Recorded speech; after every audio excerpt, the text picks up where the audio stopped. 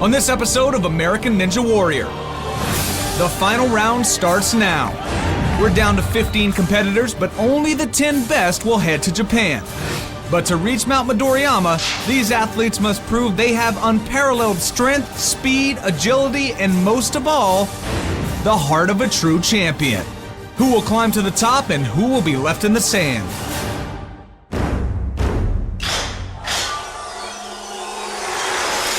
Japan's ultimate test of speed, strength, and stamina has finally come to America.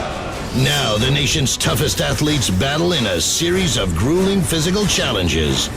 Only 10 will survive and head to Japan to face the legendary Mount Midoriyama. Who has what it takes to become the first American Ninja Warrior? We started with hundreds of challengers and all but 15 were eliminated. Now these elite survivors will face off in the final round, but the rules have changed. We've set up at the beach, and today the finalists will be squaring off in 2 punishing training challenges. The stakes have never been higher. For 5 of the competitors, the journey will end here. Hello again, I'm Alison Haislip. And I am Blair Herter. Welcome to G4's American Ninja Warrior.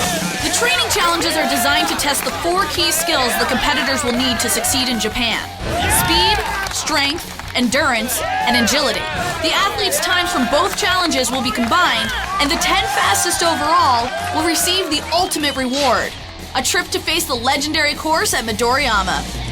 Judging the competitors' every move will be 2 former Olympians, decathlete Paul Tarek and wrestler Henry Cejudo. Not only are these men world-class athletes, but they've both competed on the Ninja Warrior course in Japan.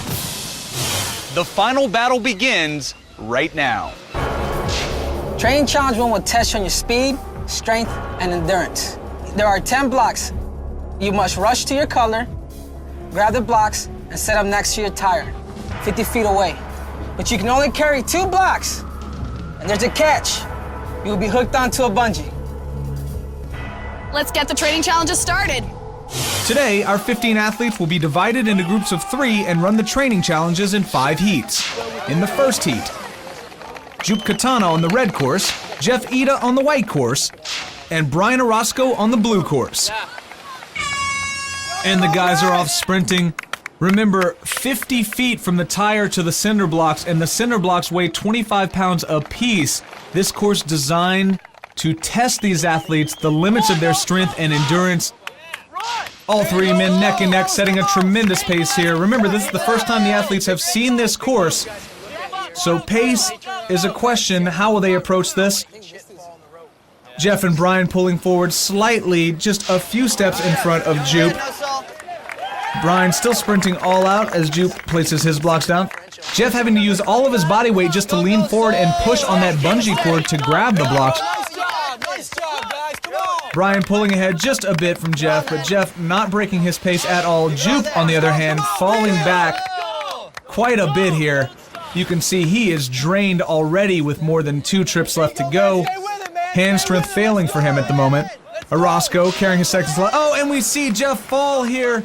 His legs giving out from under him. He grabs his bricks and falls yet again. The man is exhausted. Brian Orozco also tired. You can see it in his face. Pure pain and determination here, ladies and gentlemen, as he grabs his final 2 blocks. Jeff coming up in the middle, approaching his last 2. Jupe struggling to get to his pile with still 1 more trip to go. Brian dropping his last 2 blocks and finishing with a time of 1 minute and 28 seconds. Jeff Ida falls again. Cannot make it without falling. Jupe Katana, the bungee cord clearly pulling back on him, has to drop to his hands and knees to grab his final 2 bricks. Jeff walking to the finish here. Just a few more feet. Drops his last 2 bricks and finishes with a time of 1 minute and 50 seconds. Jupe Katana right behind him, placing his final 2 blocks. But remember, they have to be placed perfectly. Jupe having to rearrange, losing precious seconds here. Will this affect him later on? And he finishes with a time of 2 minutes and 4 seconds. Hey, Brian, good job, buddy. Good work. You gonna be good? Oh, it's amazing how the 4th and 5th, so much tiring. Thinking when my legs get too tired, I'm gonna crawl. Yeah, them things are sharp, huh? Yeah. First blood, man. That's got to be worth 5-point bonus. Our next challengers, Sean Morris on red, Travis Furlonic on white, and Paul Darnell on the blue course. Our challengers off sprinting, setting an incredible pace here, approaching the first 2 cinder blocks. Now they've already seen 3 other challengers do this before, so there's going to be a little more strategy involved, having seen other people run it. All 3 men neck and neck, very close right now. Furlonic pulling forward just a little bit here in the second run. And Sean Morris grabbing his bricks. Sean having a very difficult time keeping up the pace in this heat. This is a very, very long race, and these men know that they've got to conserve as much energy as possible at the beginning to pull it through at the end. Travis Furlonic keeping a consistent pace here. Paul Darnell following behind him, and Sean Morris closely behind Paul Darnell. Travis showing no signs of wear whatsoever. However, the other 2 men slowing down quite a bit here. You can already see the pain on Sean Morris's face. Sean also using the put your arms through the brick to carry it technique. His hand strength already failed. Travis with a huge lead. Sean, you can see the pain in his eyes as he comes for his second to last blocks. Paul Darnell has slowed to a walk here. Now starting to pick the pace up a little bit. He can see the light at the end of the tunnel. Travis Furlonic approaching his final 2 blocks, with Paul Darnell and Sean Morris behind him. Oh, and Travis drops him, but recovers immediately, not losing much time there at all as he approaches the final drop-off. Paul Darnell has slowed to a walk. Travis dropping his final 2 bricks and finishing with a time of 1:31. Sean Morris crawling to the final 2 cinder blocks. Paul Darnell finishing with a time of 1:37. Sean Morris digging deep, using every last ounce of strength and endurance to get here. Drops his bricks down. He has to rebuild his pyramid. This has got to be devastating for him as he loses precious seconds rebuilding. And he drops his final block with a time of 1 minute and 54 seconds. Well, I feel my legs are jello. Just shot. I don't know, dude. I don't train for endurance. It was tough. A lot tougher than I thought. Let's take a look at the standings after the first 2 heats. Brian Orozco set an impressive time of 1:28, followed closely by Travis Furlonic with 1:31 and Paul Darnell with 1:37. Coming in more than 10 seconds behind the leaders are Jeff Ida, Sean Morris, and Jupe Katana. Speed has never been more important, and only the 10 fastest challengers will earn the ultimate trip to compete in Japan. Coming up on American Ninja Warrior, more finalists battle in the first training challenge. Will they be able to build a foundation for victory, or will their chances come tumbling down?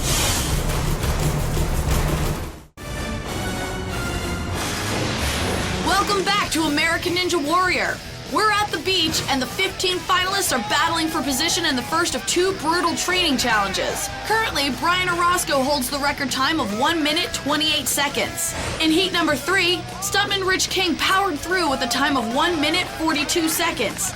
Shane kept pace with him, but had issues trying to find a solid grip and finished with 1 minute 46 seconds. While Ryan Cousins literally had to pull himself along the sand with his arms and finally finished with a time of 2 minutes 7 seconds. Then in heat number 4, Kane Sinclair kept a solid pace and finished with a time of 1 minute 48 seconds, while Rick Welga had trouble staying on his feet and finished with 2 minutes 1 second. And coming in with the slowest time so far, Andrew Carson painfully finished with a time of 2 minutes 8 seconds. A ticket to Japan is on the line, so let's get back to the action. You've been the fastest 2 days in a row, so there's got a little bit of pressure on you to keep that bar high. Dude, bar schmar. I just want to not die hauling bricks from A to B. And rounding out the final heat of the first training challenge is David Campbell on the red course, Levi Meeuwenburg on the white course, and William Spencer on the blue course. The horn sounds and they are off. We are seeing an elite group of athletes here. Levi and David, veterans of Ninja Warrior in Japan. William Spencer posting the fastest time in the semifinals. All 3 men setting an incredible pace here, neck and neck, racing to the second pickup. Spencer grabs his blocks. David Campbell seems to be having difficulty figuring out how to carry his. Levi and William pulling forward slightly. David bring up the rear, but they're still all keeping an incredible pace here. No one seems winded that much right now. doesn't have a lot of momentum to keep the bungee stretch. It's really William drops his bricks but picks them up, loses no time. David Campbell still having difficulty carrying his blocks, also slowing down a ton. Levi Meeuwenburg pulling ahead here, really blasting forward, digging deep using the last reserves of his energy. David Campbell just crawling through the sand for his blocks. This is not a good sign. He still has 2 trips to make. Just carrying these cinder blocks is one thing. Having to drag them through the sand has got to be incredibly difficult. Levi Meeuwenburg pulling very far ahead of the other 2 challengers. William Spencer, you can tell he's digging deep here, running out of breath, running out of energy as he approaches his last 2 blocks.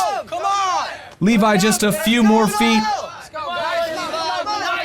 William Spencer following closely behind him. Levi places his last 2 and finishes with a time of 1:28. William Spencer right behind him. Oh, and we see David Campbell fall here as William places his blocks at 1:35. David Campbell cannot even get on his feet. His legs have given out. His hands have given out. The man clearly exhausted here, walking to the finish line. This is a huge surprise coming from this Ninja Warrior veteran. We did not expect to see this here. He's got to be disappointed, losing precious seconds that could cost him his trip to Japan. And he finishes with a time of 1 minute, 59 seconds. Good job, you guys. Good job. So hard. Oh, you'll pull jacked up for like another. Hey, Levi. Yeah. Good job, buddy. Looks like I could puke a little. Levi, It's gnarly. After the training challenge, 4th place William Spencer collapsed from heat exhaustion and was taken to a nearby hospital for evaluation. He was later released, but because he could not complete the second challenge, he was disqualified. Let's check out the standings after the first training challenge. Brian Orozco and Levi Meeuwenburg easily locked down the fastest times of all the finalists. The competitors with the slowest times are now at serious risk of being eliminated. The only way they can avoid that fate is to put up the fastest times during the second challenge. That means to survive, Rick Welga, Jupe Katana, Ryan Cousins, and Andrew Carson have their work cut out for them. Coming up on American Ninja Warrior, which athletes have the speed, strength, and stamina to make the top 10?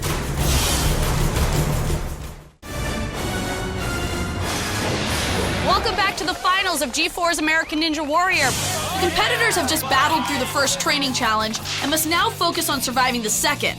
As we've seen, the road to Midoriyama is nothing if not unpredictable. Mere seconds will determine who's headed to Japan.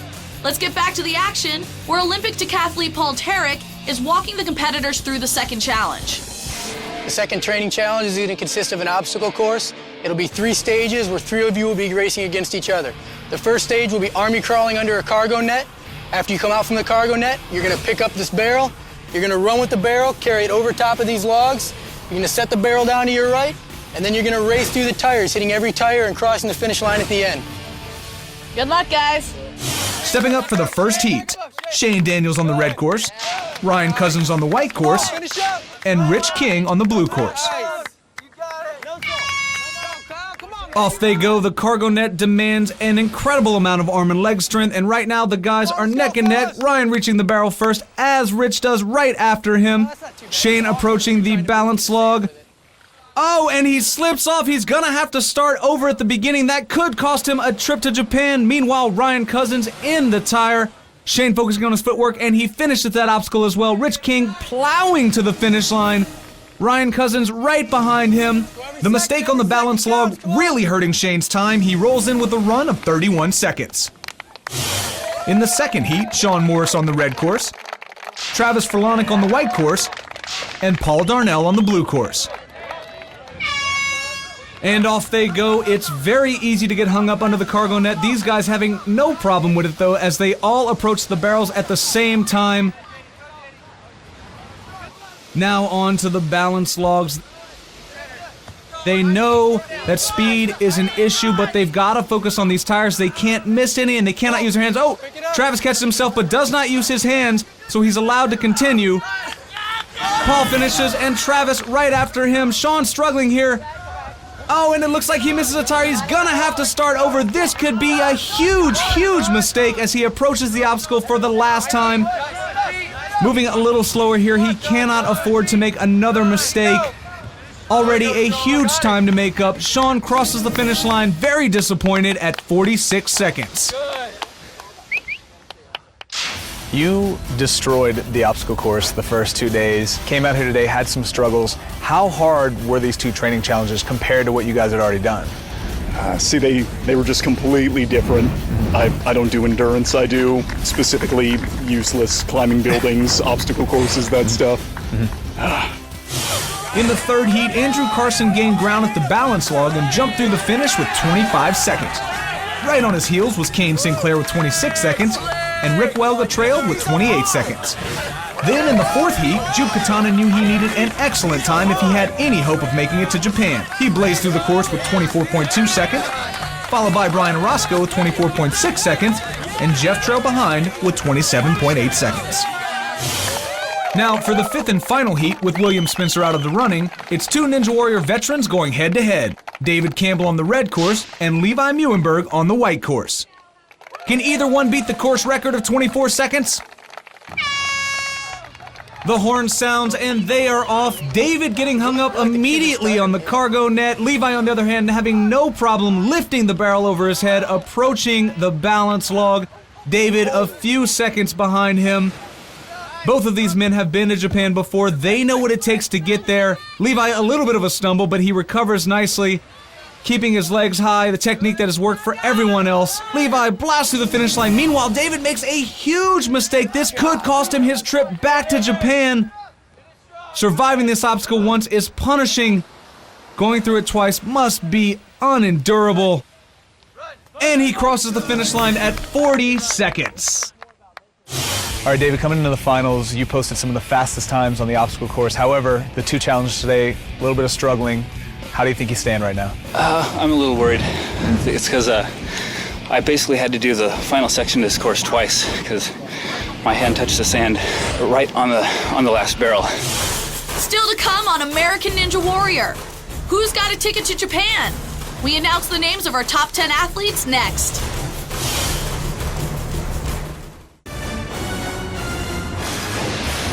Welcome back to the finals of American Ninja Warrior. We're at the beach and just watched as 15 amazing athletes battled it out in two grueling challenges. The times from both challenges have been combined, and the athletes with the 10 fastest times will get a trip to Japan. Let's find out which 10 are on their way to Mount Midoriyama. Congratulations, guys. You have finished. As you guys know, we only have 10 spots. So without further ado, the first person traveling with us to Japan with the fastest time of the day at 1 minute 53 seconds combined.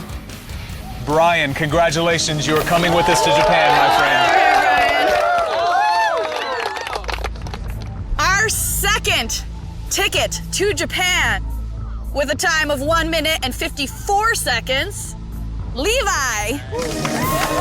Well done, Levi.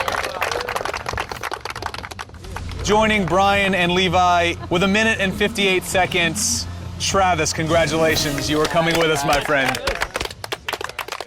Our fourth ticket to Japan with a time of 2 minutes and 3 seconds, Paul.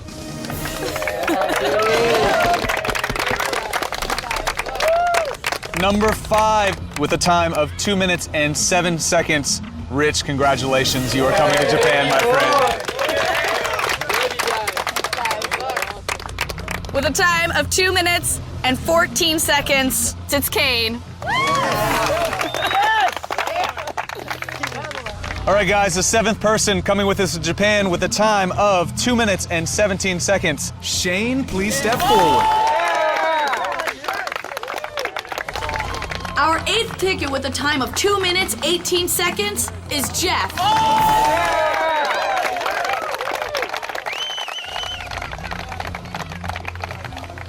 All right, guys, as you can see, we have 2 spots left. The second to last person with a time of 2 minutes and 28 seconds. Jupe, congratulations. Step on up.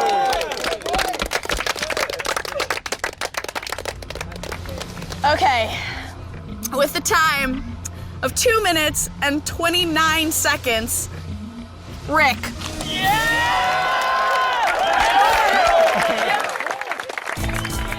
To remaining 4, Sean, Ryan, Andrew, and David. We hate to say it, right now, your journey is over. We have to ask you to leave us. Guys. Gentlemen, congratulations. You are the 10 chosen to go to Japan. Mount Midoriyama awaits. We are gonna see which one of you has what it takes to be the first American Ninja Warrior. This triumph is just one more step towards achieving total victory. But their journey will now continue halfway around the world on the legendary Ninja Warrior course in Japan. Mount Midoriyama awaits. Which one of these 10 Americans will claim the title of American Ninja Warrior?